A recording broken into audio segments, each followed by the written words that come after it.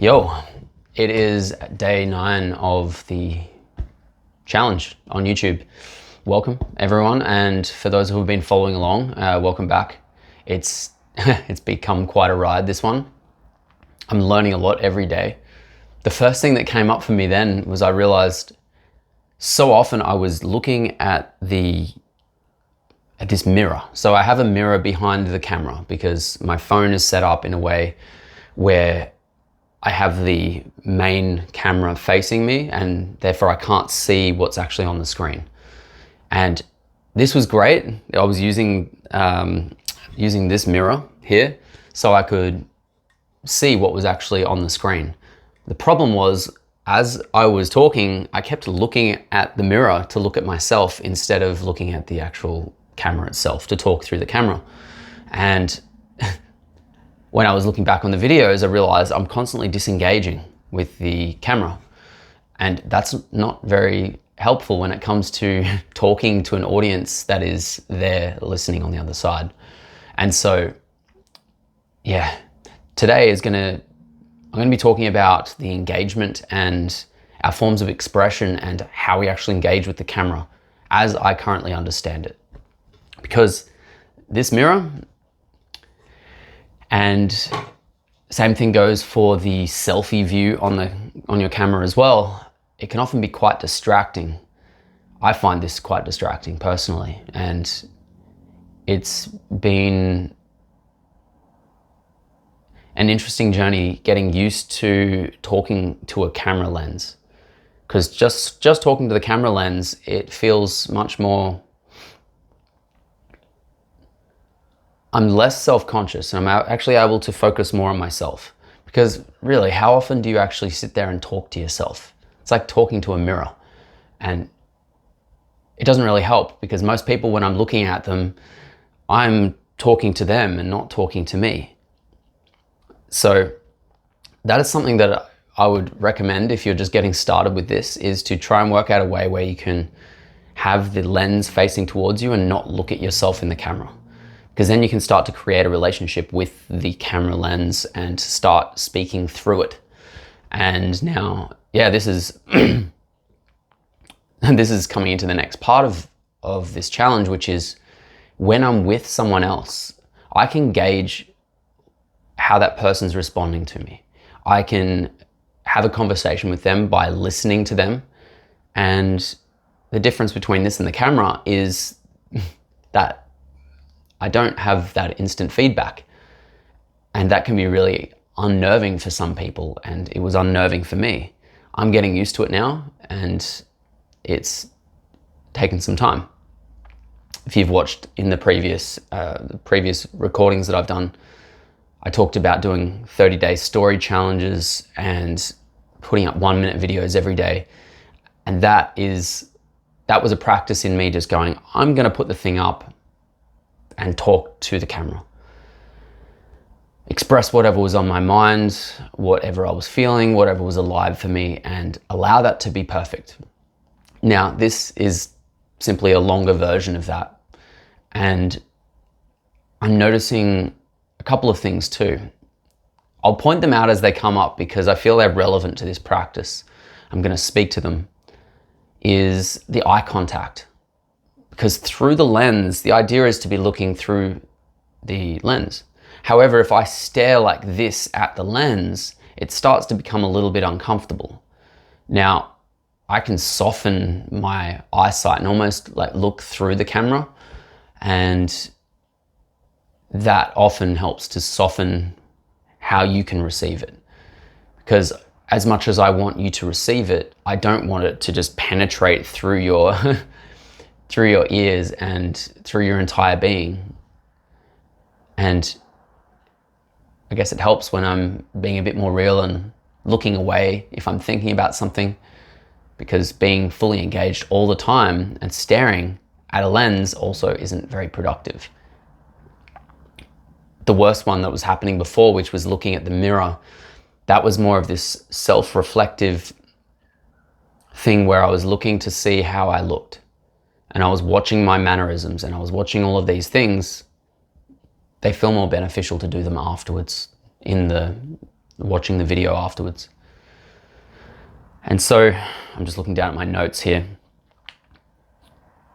So yeah, the listening, big component. What I'm giving myself the permission to do is to listen to my inner voice. That is listening to my intuition. I did a talk on that a few days ago, and I've deepened my understanding of what my own intuition is.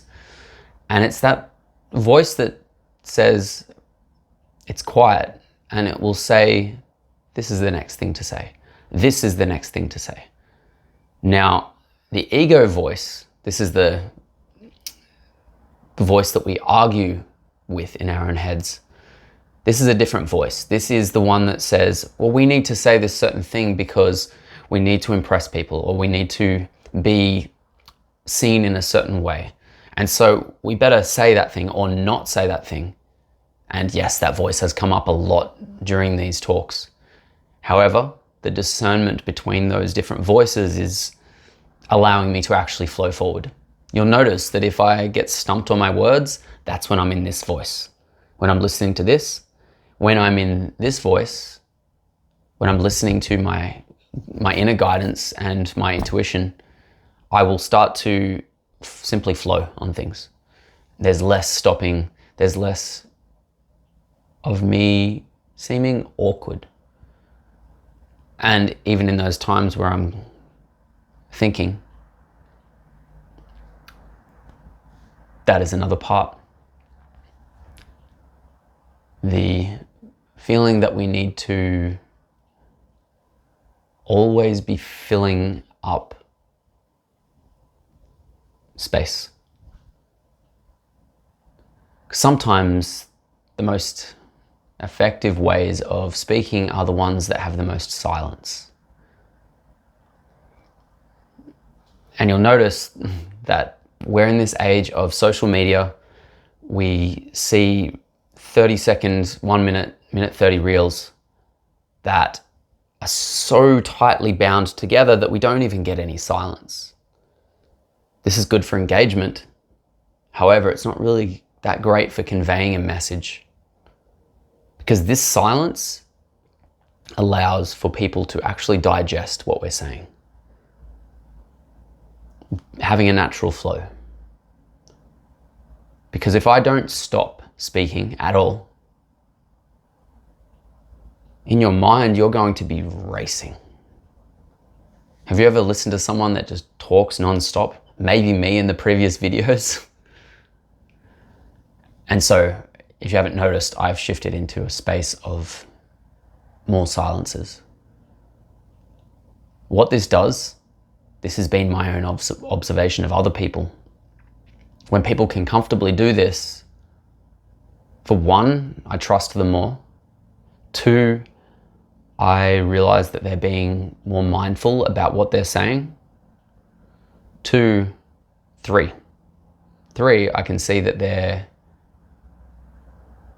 I can see their comfortability in where they are. I can see that they're comfortable in making mistakes. They're comfortable not saying anything. They're comfortable waiting for the right word. And this is something that I will be practicing and I endeavor to be better at.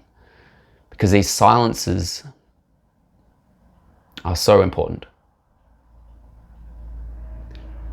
A silence says more than what the words actually do in some cases. Sometimes it's that silence that has so much impact. And I actually heard this thing the other day talking about comedians.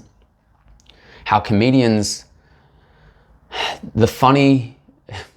when comedians tell a joke and then they go silent, that point of silence is where the funny hits. That's where the funny is. And I thought that was so profound. It was, really, really cool. And it happens every time. Someone drops a wisdom bomb and something that was so profound, they don't continue on straight after saying that thing. They usually stop. They realize the power of what they've said and they don't need to justify it. They don't need to follow it up with anything because it stands on its own. And so when a phrase that you say stands on its own, it's going to be received, which ties in with my work, which is around being received. The reason for all of this practice is to help people to be received more by me learning how to be received more. So, because it was the thing that I needed most in my life.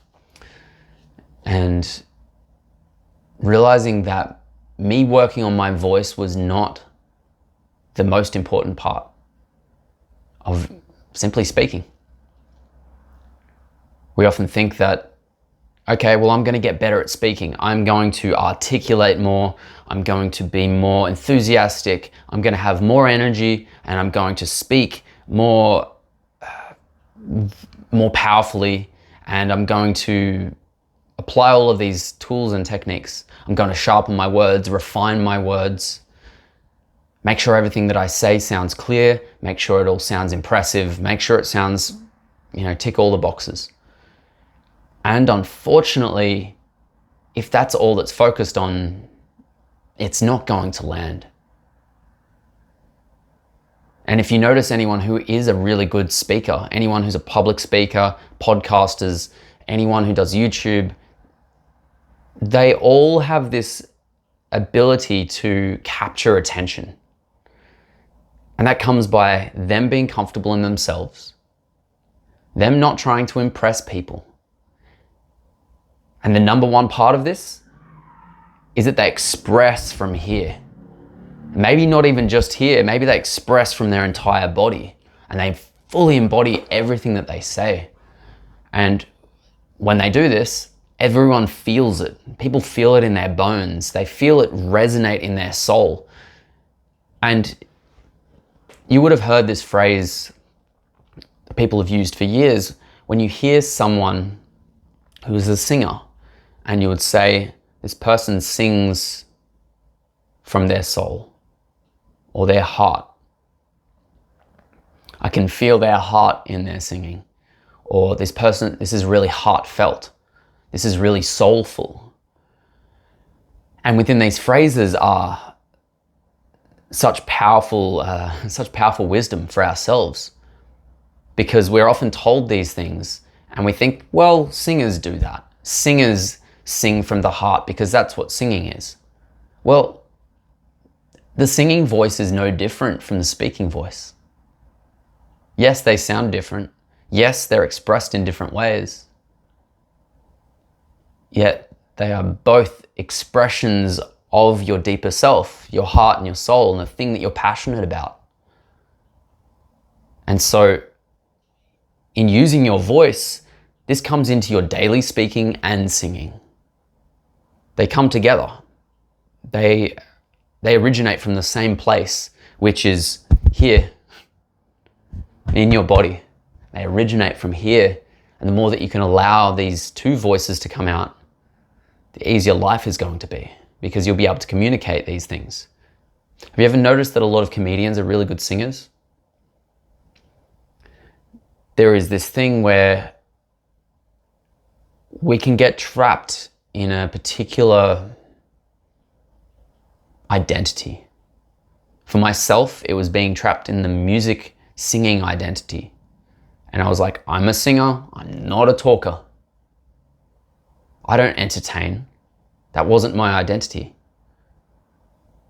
I didn't actually take stock of the fact that you take singing and speaking, and above that is actually just entertaining.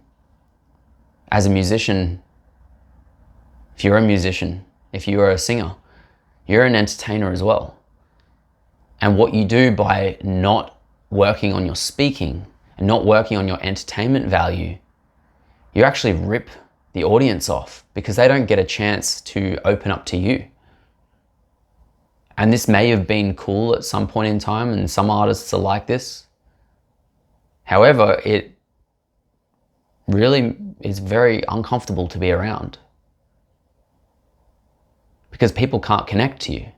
So you imagine a singer stepping off stage and you go to talk to them and they are so closed off that they can't even communicate with you. They can't even speak with you, make eye contact with you. They have no confidence outside of the stage. And so when they do this, what it does is tells the fans that, well, I'm not open to you. Whereas if they worked on their entertainment value, they would have the ability to be able to set boundaries, also to engage when it's appropriate, because they're in a state of flow. Because as soon as we cut that flow off and say, hey, whatever you're expressing to me as a fan, I don't want to hear it, I'm not open to it. This gives that person a sour impression of your music, of your expression. Because, well, let's say it seems like you're okay to receive my praise when you're on stage, and as soon as you're off stage, you won't receive it. So how can you do those both graciously? How can you voice your boundaries? How can you say that, yeah, how can you enforce those boundaries? That's part of the communication journey, and using the voice is going, hey, I'm worn out right now. Thank you for coming along. I'm gonna leave now, rather than blocking off. And now, within this work is a lot of death of ego, because let's say we all have ego. I have ego, you have ego. And it's this ego, when people refer to ego, most of the time, people will say, that person is so egotistical. And if you say someone is egotistical, usually it's referred to as the superiority complex, where you go, that person thinks they're better than me. They think they're better than other people. They are egotistical. Yet in that same breath, if you're acknowledging them as having a superiority complex and you're interacting with them, do you feel inferior? Because if you feel inferior to other people, guess what? You're also egotistical. You also have an ego problem. And yes, we all have these running all of the time. It's not a thing to be like, you're this and you can't be this. It's about simply being honest with where we are. And I've been able to personally heal a lot of relationships with people by acknowledging this superiority-inferiority dynamic. And once I've dissolved this, it's dissolved within myself, because I can tell someone something and they may not actually want to meet me in that space. However, if I can dissolve that within myself and go, I'm going to see you as a human being. I'm going to see you as a human being with a different skill set than me. You are a human being that can do some things far better than I ever could imagine. And you also do things that are far worse than me, and vice versa. And that's where the comparison comes in. And whilst we're comparing ourselves to people, we're not really able to communicate with them. This whole dynamic of YouTube is, if I come to this place of going, I'm going to teach people about how to do this, and teach them about how this is the right way to do things and this is the wrong way to do things. It's like, I can only come from a place of humility. And it's the only reason that anyone's going to listen to this, because if I start stating things and telling you off for things and making out like I'm some sort of God, then you're going to tune out, or you're going to really send some insane hate towards me, which is, maybe some people are going for that. And so within this is being real. Because if we're real and we're not holding up this mask of, please validate me. Please be impressed by me. Like, I want to impress you. Like, sure. Yes. And that's half the reason why I'm doing this, right? Me being honest with these intentions. I like attention. I love when you leave comments below the videos. I love when you give likes.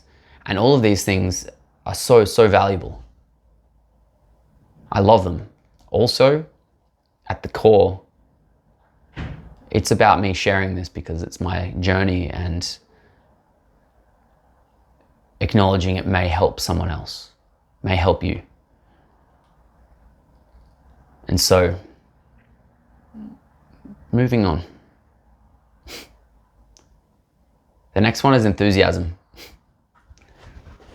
Enthusiasm, I went into quite a passionate, enthusiastic spiel then. This is when our inner fire starts kicking up.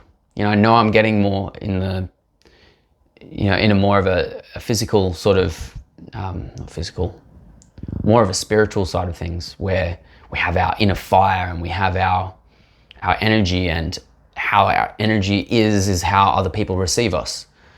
And I feel like most of the population tend to get on board with this concept. The idea that the energy that's inside of me is the energy that is received by you. For example, if I'm feeling lethargic and half asleep, you're going to feel that energy and you go, this guy is not really fully engaged. He's there, but he's not there. Then there's the over-enthusiastic, if I were to come here and say, hey guys, really welcome to my program. Welcome to this, day 9 of my program. It's so great to have you all here. You'd go, this guy's full of shit, because, well, it's not real. So it's about cultivating that inner energy within yourself and going, well, what mode am I in? What's my recording on YouTube mode? Because there is an element of entertainment there. Coming back to the singer, the entertainer mode. I can be honest with where I'm at in front of a crowd of people, when in reality, there's something that is missing. Because in someone coming to my show, I've made an agreement with them that I'm going to entertain you. And I'm going to be engaged, and I'm going to be there. I'm going to be fully there, present. And anything that's going on in my life, I'm going to put aside for this show. Because that is what we do as entertainers. That's what I'm doing with this YouTube thing. I'm not sitting here on my phone talking away. I couldn't actually, because I'm using my phone to record. And so it's actually a great switch off, by the way. It's great to focus on this thing without having any distractions and not being able to look at my phone. That is great. It's almost a meditation in its sense. So, more benefits to doing this practice. The energy that you have going on inside of you. I've explained this in a previous video, and I'm going to go deeper into it. What you're feeling inside of your body, the things that you allow to just kind of go by the wayside and to dissolve in yourself and go, you know what? It's showtime. I'm going to show up and I'm going to do this. I drop away all my worries. Actually, all my worries end up dissolved in the process. That's the magic of the process, is all of a sudden my care and worries and all of those sort of things, they disappear as soon as I start speaking to the camera. I become less self-conscious. I'm self-aware, self-conscious being the constant worrying and the spiraling thoughts in the head, allowing myself to get into a state of flow, and to the point that there's been 24 minutes gone by already and hasn't felt like that. Some of the days have felt like that. And I'm looking at it going, it's only been 10 minutes. It's felt like 20. The same thing goes for meditations. If you're doing a meditation, it is, some days they are painful, and some days they are so blissful and so enjoyable. And so with this concept of energy, if you can bring some sort of enthusiasm and hype yourself up to actually feel the energy that you want to bring forth, then it's going to be real. So for example, one of the guys mentioned he's doing some shaving videos in the comments, and doing shaving videos. And if you bring your full self to that, then to those shaving videos, and bring out your passion for shaving videos, people are going to feel that. And this is something to be said for the voice. If you come across someone that you really love to listen to, you will listen to them talk about anything, like absolutely anything, because this is the nature of natural enthusiasm. I'm passionate about a lot of topics, and it's because I have a passion for curiosity. I have a passion for learning about things and going, like, I want to know why certain people do certain things. I want to know how YouTube works. I want to know how the algorithm works. And I want to know why I'm on the home page of some people's YouTube for some reason. I would like to know that stuff, and why some things gain traction and some things don't. Why a year ago I couldn't even speak a minute to a camera, and now I'm speaking 30 minutes to a camera. There's this whole thing that if you would, back to the shaving concept, if you were to speak to someone that you really like, or someone that you're friends with, or a family member, and speak to them about what you're passionate about shaving, how long could you talk about shaving for? If they really were curious and asking you questions, how long could you speak about shaving for? Probably all day, right? Because there's these things that we love to talk about, and yet as soon as the camera hits our face, we go, I don't know what to say. Or someone puts us on a stage, or put you in front of a bunch of people and say, talk about the thing that you're passionate about.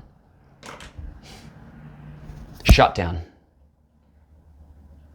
And when we shut down, we close off to ourselves, we close off to our sense of flow, to our channel, to our intuition, to anything that is fiery inside of us.